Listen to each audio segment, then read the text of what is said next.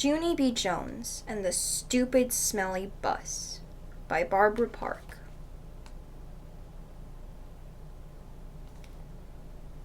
Chapter 1. Meeting Mrs.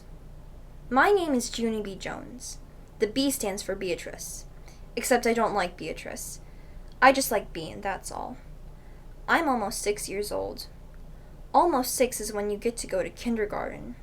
Kindergarten is where you go to meet new friends and not watch TV.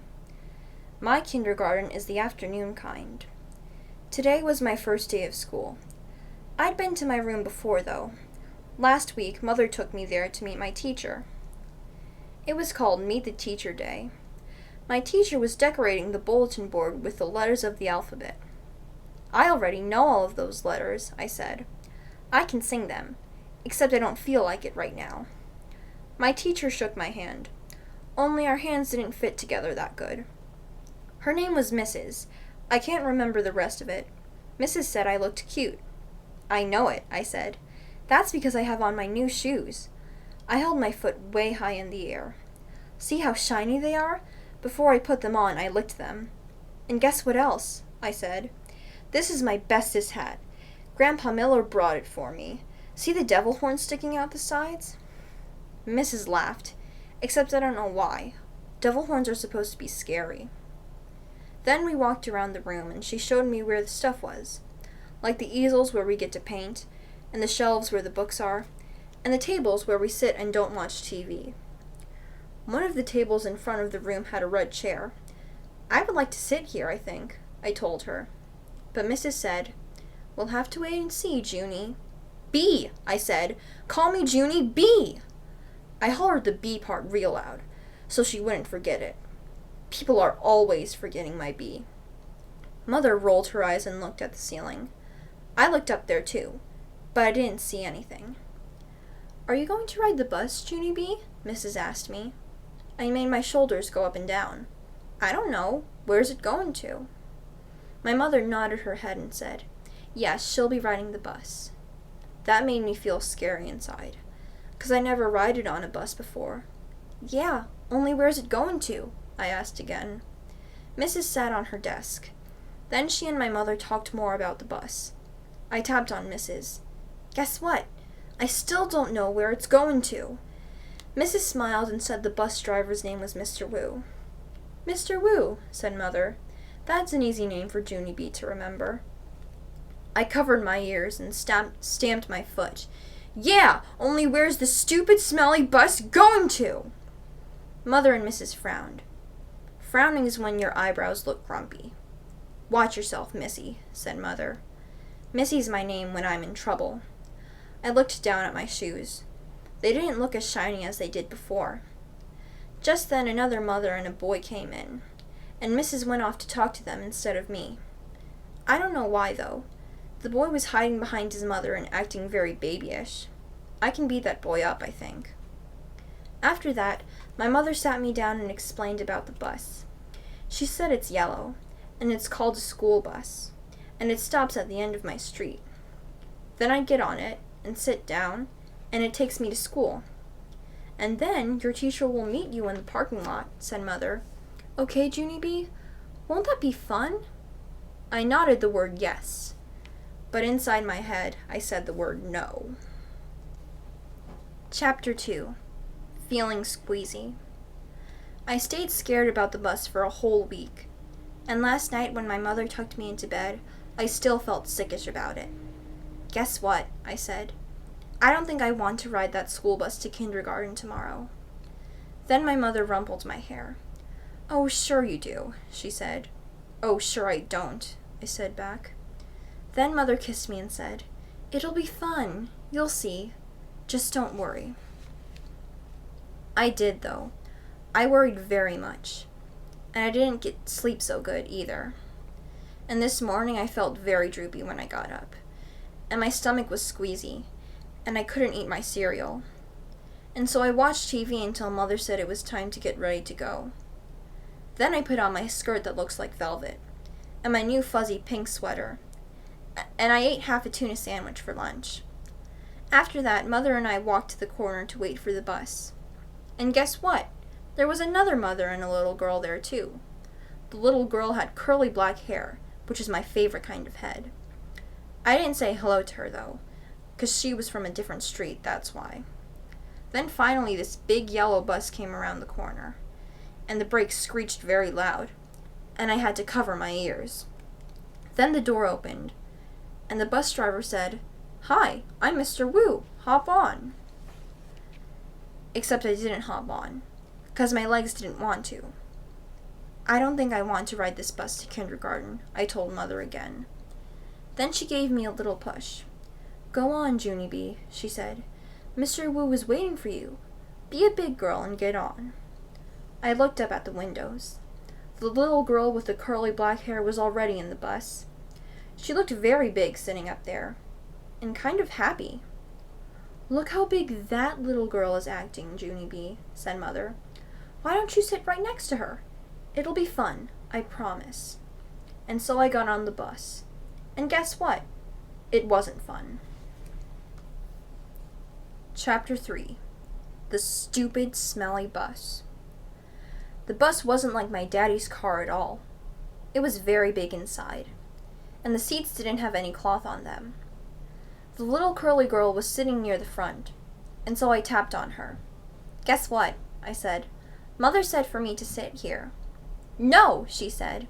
"I'm saving this seat for my best friend, Mary Ruth Marble." Then she put her little white purse on the place where I was going to sit, and so I made a face at her. "Hurry up and find a seat, young lady," said Mr. Wu. And so I quick sat down across from the curly mean girl, and Mr. Wu shut the door. It wasn't a regular kind of door, though. It folded in half, and when it closed, it made a whishy sound. I don't like that kind of door. If it closes on you by accident, it will cut you in half, and you will make a squishy sound. The bus made a big roar. Then a big puff of black smelly smoke came out the back end of it. It's called bus breath, I think. Mr. Wu drove for a while. Then the brakes made that loud, screechy noise again. I covered my ears so it couldn't get inside my head. 'Cause if loud, screechy noises get inside your head, you have to take an aspirin. I saw that on a TV commercial. Then the bus door opened again, and a dad and a boy with a grouchy face got on. The dad smiled. Then he plopped the grouchy boy right next to me. "This is Jim," he said. "I'm afraid Jim isn't too happy this afternoon." Then the dad kissed the boy goodbye, but the boy wiped it off his cheek. Jim had on a backpack. It was blue. I love backpacks. I wish I had one of my very own. One time I found a red one in a trash can, but it had a little bit of gushy on it, and Mother said no. Jim's backpack had lots of zippers. I touched each one of them. 1, 2, 3, 4, I counted. Then I unzipped one. "Hey, don't!" yelled Jim. He zipped it right up again. Then he moved to the seat in front of me. I hate that Jim. After that, the bus kept stopping and starting, and lots of kids kept getting on. Loud kids. And some of them were the kind who looked like meanies. Then the bus began getting very noisy and hot inside, and the sun kept shining down on me in my fuzzy hot sweater. And here's another hot thing. I couldn't roll down my window because it didn't have a handle, and so I just kept on getting hotter and hotter. And it smelled in the bus too. The bus smelled like an egg salad sandwich. "I want to get off of here," I said right out loud, but nobody heard me. I hated on this stupid, smelly bus. Then my eyes got a little bit wet. I wasn't crying though, 'cause I'm not a baby, that's why. After that, my nose started running.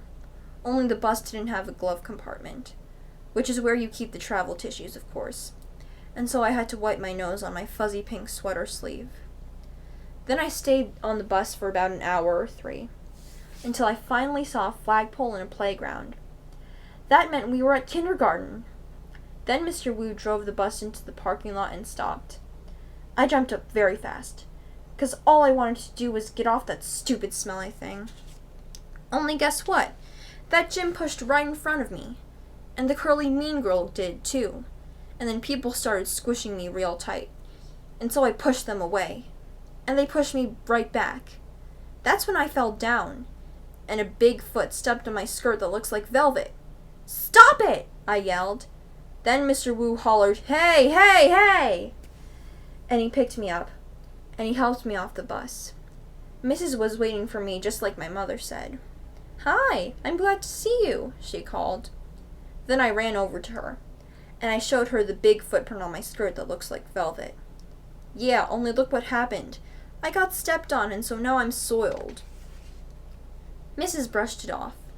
"Don't worry, Junie," she said. "It'll come off." And that's when I just folded my arms and made a frown. 'Cause guess what? She forgot my B again. Chapter 4. Me and Lucille and some other kids. Some of the other bus kids turned out to be in my class, too. One of them was that Jim I hate. Mrs. made us line up. Then we followed her to our room. Its name is Room 9. There were other kids waiting by the door. When Mrs. unlocked it, everyone squeezed in all at once. That Jim stepped on my new shoe. He made a scratch mark on my shiny toe. The kind of scratch that licking won't fix. "Hey, watch it, you dumb Jim!" I hollered at him. Mrs. bent down next to me. "Let's try to use our quiet voice while we're in school," she said. I nodded nicely. "I hate that Jim," I said in my quiet voice. After that, Mrs. clapped her hands together very loud. "I want everyone to find a chair and sit down as fast as you can," she said. That's when I ran to the table with the red chair. Only guess what? There was already someone sitting there. A girl with little red fingernails. And so I tapped on her and said, "I would like to sit here, I think." "No," she said. "I am." "Yeah, only I already picked that chair out," I told her. "Ask my mother if you don't believe me." But the girl just shook her head no.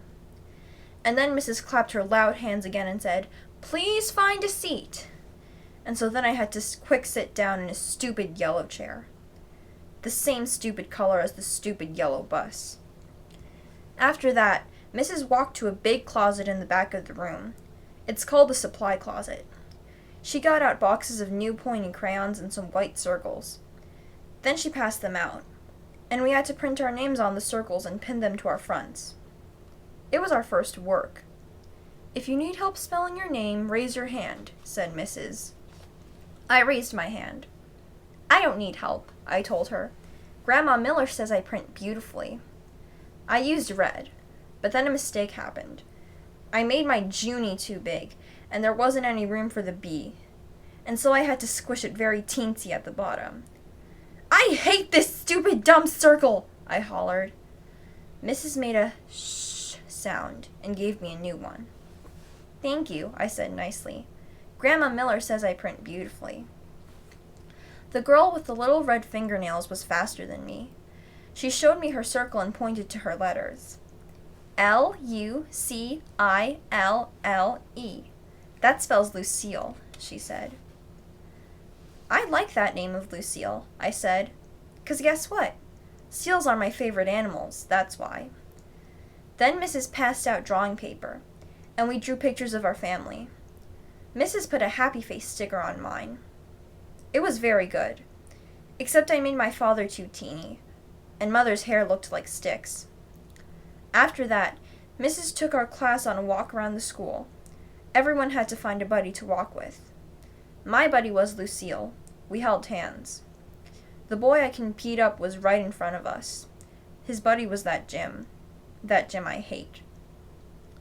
The first place we walked to is called the Media Center. My mother calls it a library. It's where the books are. And guess what? Books are my very favorite thing in the whole world. "Hey, there's a jillion of them in here," I hollered, feeling very excited. "I think I love this place." The librarian bent down next to me. She said to use my quiet voice. "Yeah, only guess what? Right now I just like the kind of books with pictures, but Mother says when I get big, I'm going to like the kind with just words, and also stewed tomatoes." The boy I can beat up said, "Shh." I made a fist at him. Then he turned around. After that, We went to the cafeteria. The cafeteria is where kids eat lunch, except not when you're in kindergarten. I said. It smells yummy in here, just like biscotti and meatballs. Then that Jim turned around and held his nose. P.U., I smell you, he said. Lucille laughed very hard, and so I stopped holding her hand. The next place we went to was the nurse's office. It's very cute in that place. There are 2 little beds where you get to lie down, and 2 little blankets that are the color of plaid. Our nurse doesn't look like a nurse. She doesn't wear white clothes and white shoes. Our nurse is just a regular color.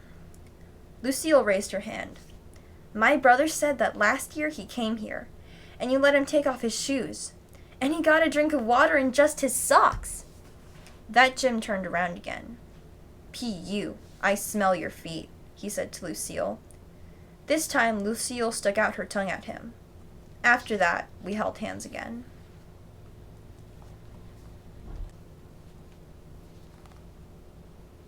Chapter 5.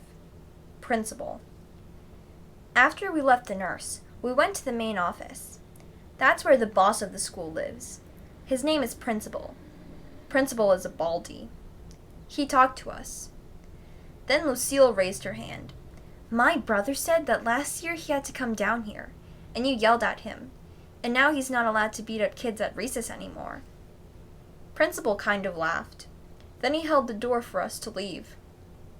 After that, we walked to the water fountain, and Mrs. let us get a drink. I didn't get a long one, though, 'cause kids kept tapping on me. Hurry up, girl, they said. Yeah, only guess what? That's not even my name, I told them. Her name is Junie Bumblebee, said Lucille. Then she laughed, but I didn't think it was a very funny joke. After that, Mrs. showed us where the bathrooms were. There's 2 kinds of bathrooms in our school, a boys' kind and a girls' kind. I can't go in the boys' kind, though, 'cause no girls allowed, that's why.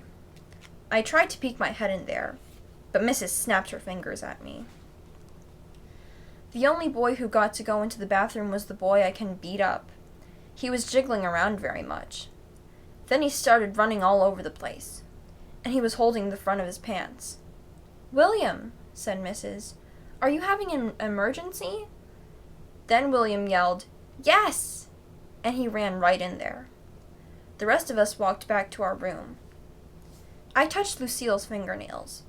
She said that her fingernail polish is named Very, Very Berry. I would like to have my fingernails red too, I said, but I'm only allowed to have the kind of polish that makes them look shiny. Its name is Clear.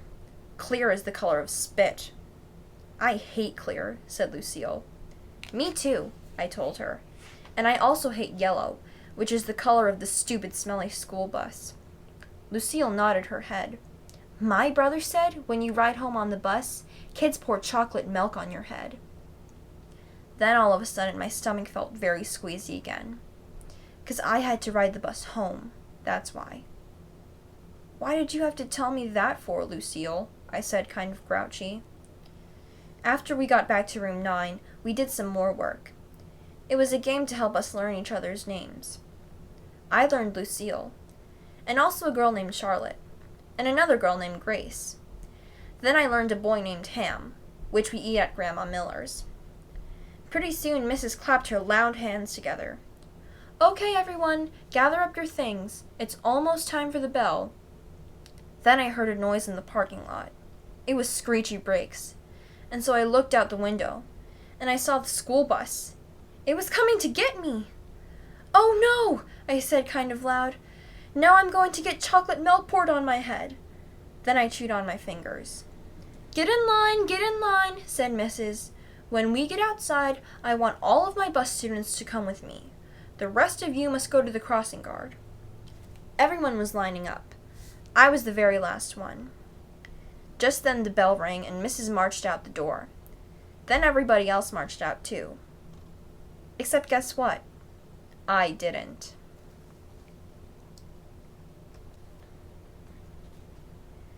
Chapter 6. A Good Hider. When you're the very last one in line, nobody watches you. That's how come nobody saw me when I ducked behind the teacher's desk and hid. I'm a good hider. One time at Grandma Miller's house, I hid under the kitchen sink. Then I made a growling noise and sprung out at her. I'm not allowed to do that anymore. Anyway, I stayed scrunched behind the teacher's desk for a while, and then I saw a better place to hide. It was the big supply closet in the back of the room. And so I ran back there very fast, and I squeezed onto the bottom shelf. I squeezed right on top of the construction paper. Most of me was comfortable, except my head was sort of very tight, and my knees were all bended, like when I do a somersault. Then I pulled the door mostly closed. Don't shut it all the way, though, and I mean it, I said right out loud. I stayed real quiet for lots of minutes. Then I heard noises in the hall, and some feet came running into the room. Big people's feet, I think. What happened? I heard someone ask. One of my little girls is lost, said a voice that sounded like Mrs. Her name is Junie B. Jones, and she didn't get on the bus, so now we've got to go out looking for her. Then I heard some keys jingle, and the feet went running out again, and then the door shut. I still didn't come out of the closet, though. When you are a good hider, you can't come out for a very, very long time. I just stayed there all bended up, and I told myself a story. Not an out-loud story. I just told it inside my head. It was called The Little Hiding Girl. I made it up, and this is how it went. Once upon a time, there was a little hiding girl. She was in a secret spot where nobody can find her, except her head was very tight, and her brain was squishing out. But she still couldn't come out of her spot, or a smelly yellow monster would get her, and also some meanies with chocolate milk. The end. After that, I rested my eyes. Resting your eyes is what my grandpa does when he watches TV after dinner. Then he snores. And Grandma Miller says, "Go to bed, Frank." It's not the same as taking a nap, though, 'cause naps are for babies, that's why. And anyway, I didn't snore. I just did a little drool. Then finally, when my eyes were done resting, they woke up. And so I came out of the closet and ran right to the window. And guess what? There weren't any cars in the parking lot. And no stupid smelly bus either. Whew, that's a relief, I said. A relief is when your stomach doesn't feel squeezy anymore. After that, I went back to the closet. 'Cause while I was hiding, I sniffed the smell of clay, that's why. And clay is my very favorite thing in the whole world. "Hey, I see it up there," I said. The clay was on the middle shelf. I stood on a chair to get it. It was blue and stiff, and so I had to roll it on the floor to make it soft and warm. Then I rolled it into a blue-orange. It was very beautiful, except it had some dirt and hair on it. After I was done, I went to the front of the room and sat down in my teacher's big chair. I like teachers' desks very much. The drawers are so big I could fit in one, I think. I opened up the top one. There were happy face stickers, and rubber bands, and also gold stars, which I love a very lot. I stuck one on my forehead. Then I found paper clips, and red marking pens, and new pencils with no points, and scissors, and travel tissues. And guess what else? Chalk, I said. Brand new chalk that's not even out of its little box yet. Then I stood up on my teacher's chair and clapped my hands together very loud. I want everyone to find a chair and sit down. Today we are going to learn some alphabet and some reading. And also I will teach you how to make a blue-orange. But first, everyone has to watch me draw stuff. Then I went to the board and drew with my brand new chalk. I drew a bean and a carrot and some curly hair. Then I wrote some O's. O's are my bestest letter. After that, I bowed. Thank you very much, I said. Now you may all go out for recess. I smiled. Except for not that Jim. Chapter 7. Peeky holes and spying.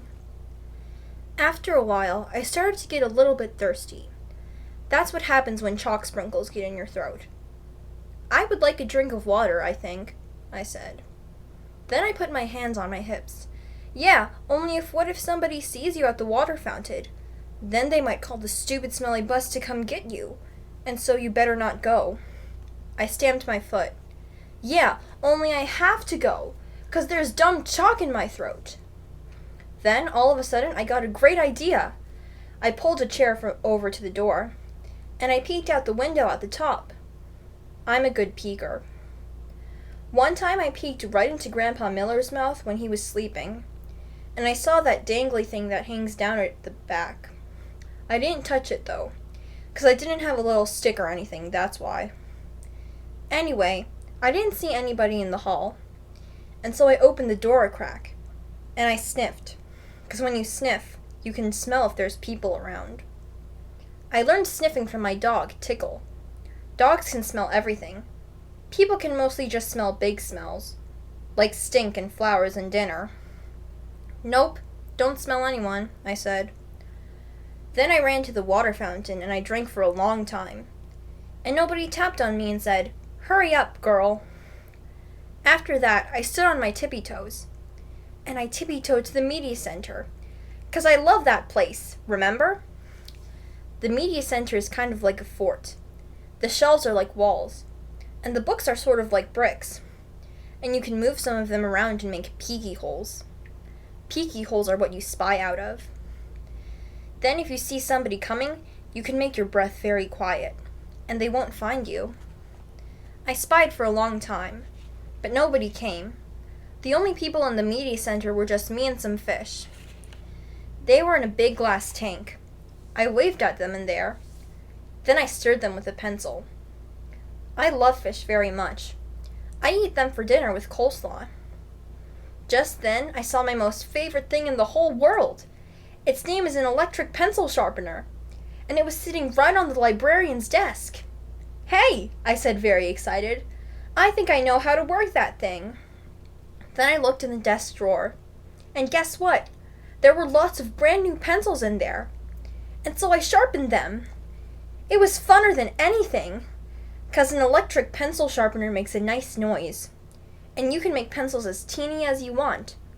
You just keep pushing them into the little hole, and they just keep on getting teenier and teenier. It doesn't work on crayons, though. I tried a red one. The pencil sharpener slowed way down. Then it made a rrrr sound, and after that, it didn't go anymore. Just then I heard a noise. It was walking feet, and it made me scared inside, 'cause I didn't want anyone to find me, that's why. And so I squatted down and looked through my peeky hole. Then I saw a man with a trash can. He was singing "Somewhere Over the Rainbow." That's a song I know. It's from my favorite movie, which is called The Wizard of Oz. The man with the can didn't see me. He walked down the hall. Then I heard him go outside. I stayed squatted down for a long time, but he never came back. "Whew, that was a close one," I said. And so then I ran to find a better place to hide.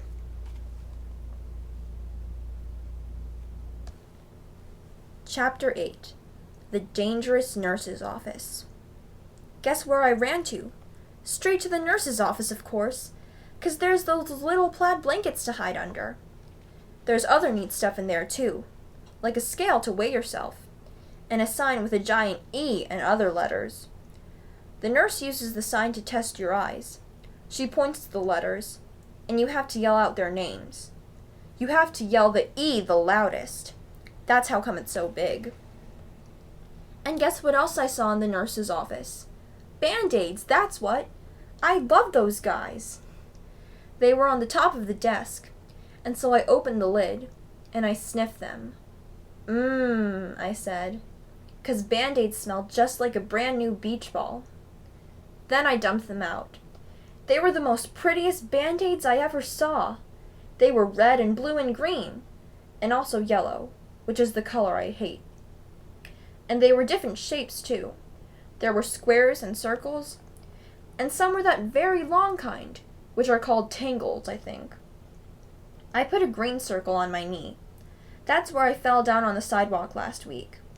It's mostly all better now, but if I press it very hard with my thumb, I can still make it hurt. After that, I put a blue tangle on my finger. That's where I got a splinter from the picnic table. Mother pulled it out with tweezers. But there's still some table in there, I think. Also, I put a red square on my arm. That's where Tickle scratched me, because I got him all wound up. Just then, I saw the nurse's purple sweater. It was hanging on her chair. I put it on. "Now I'm the nurse," I said.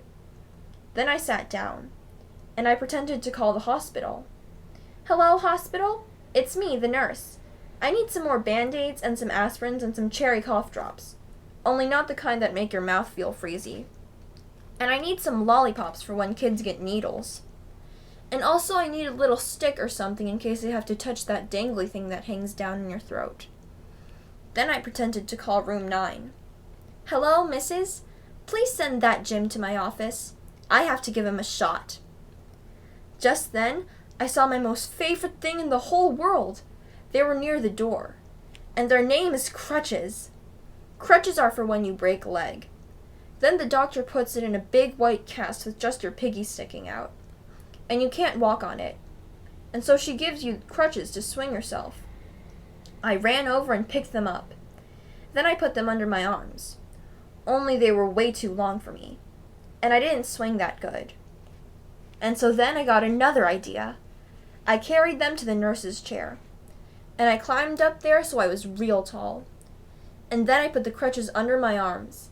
And they fitted just right. After that, I stood on the edge of the chair. And I leaned forward very slow. Except then, a terrible thing happened. The chair was on wheels. And it rolled away from my feet. And I got stuck on the crutches way high in the air. And I was very dangly up there. "Hey!" I shouted. "Get me down from here!" Then I wiggled around.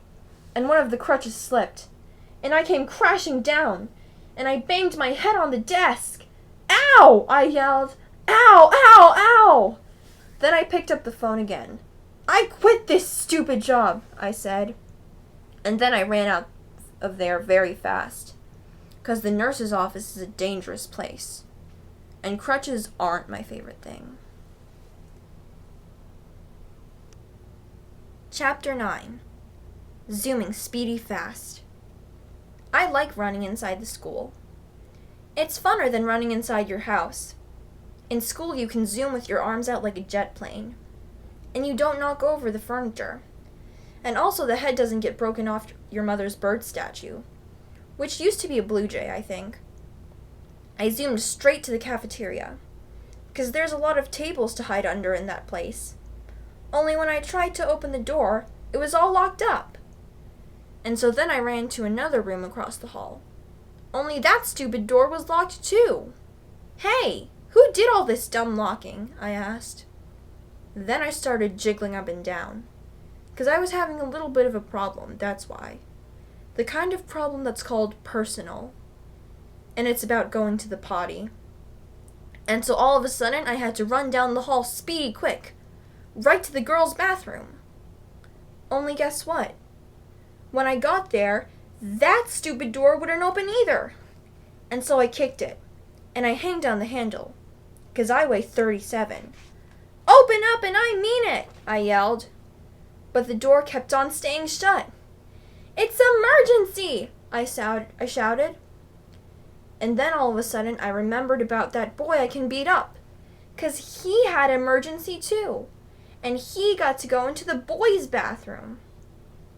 And so I zoomed across the hall, and I pulled on the boys' bathroom door. But that dumb thing was locked too. "Stupid, stupid doors!" I hollered. After that, I started to jiggle up and down very fast. "Oh no! Now I'm gonna have an accident on my skirt that looks like velvet!" Only just then, I remembered something else about emergencies, 'cause Mother told me what to do if I ever needed help. And its name is Call 911. And so then I ran back to the dangerous nurse's office, 'cause that's where the phone was, of course. And then I picked it up, and I pushed the 9, and the 1, and another 1. "Help! This is emergency!" I yelled. "All the doors are locked in this place, and now I'm going to have a terrible accident." Then I heard a voice on the other end. She said for me to calm down. "Yeah, only I can't, 'cause I'm in big trouble, and I'm all by myself, and I need help real bad." Then the lady said to calm down again, except for I couldn't stand still, and so I just hung up and ran right out of there. And I just kept running and running till I got to the big doors at the end of the hall. And then I run right outside, 'cause maybe there might be a little toilet out there or something. Except I didn't see one. All I could hear was sirens. Loud sirens were all over the place. And they kept on getting closer and closer. And then a big green fire truck came zooming right around the corner. And a white police car. And a fast red ambulance. And guess what else? They turned right into the school parking lot. And so I stopped jiggling for a second. And I sniffed the air. Only I couldn't smell any smoke. Then I heard a grouchy voice. "Hey, hold it, Missy!" it yelled. And then I got very scared inside, 'cause Missy's my name when I'm in trouble. I turned around. It was the man with the can, and he was running at me. "Hold it right there!" he hollered again. And then I started to cry. "Yeah, only that's the trouble. I can't hold it," I said. "I already hold it all I can, and now I'm having an emergency, and all the bathroom doors are locked, and now I'm going to have an accident very quick." And then the man with the can didn't look so grouchy anymore. "Well, why didn't you say so, sis?" he said. Then he pulled a big bunch of keys out of his pocket, and he grabbed my hand. And then him and me zoomed back into the school, speedy fast.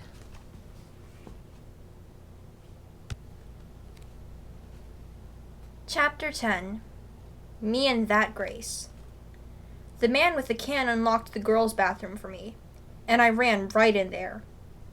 And guess what? I made it! That's what! I didn't have an accident on my skirt that looks like velvet. "Whew, that was a close one," I said. Then I washed my hands at the sink, and I looked in the mirror, and the gold star was still on my forehead. It looked very beautiful up there. After that, I went into the hall, and the man with the can bended down to me. "Everything okay, sis?" he said. And so I nodded my head. "I holded it," I said, very happy. Then all of a sudden, there were lots of people running at us.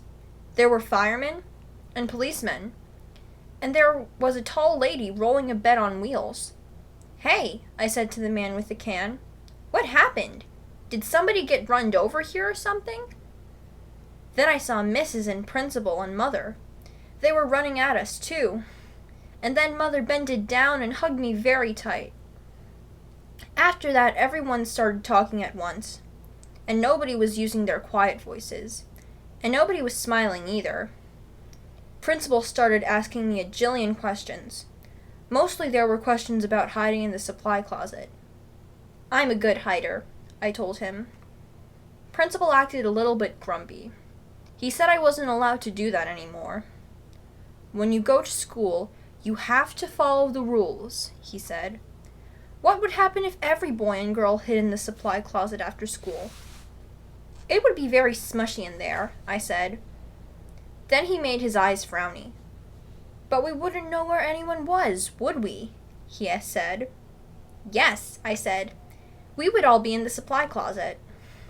Then Principal looked up at the ceiling, and I looked up too. But I didn't see anything, again. After that, Mother looked at my band-aids. "Did you hurt yourself?" she asked. And so I told her all about the dangerous nurse's office. And then I showed her the nurse's purple sweater, and she made me give it back.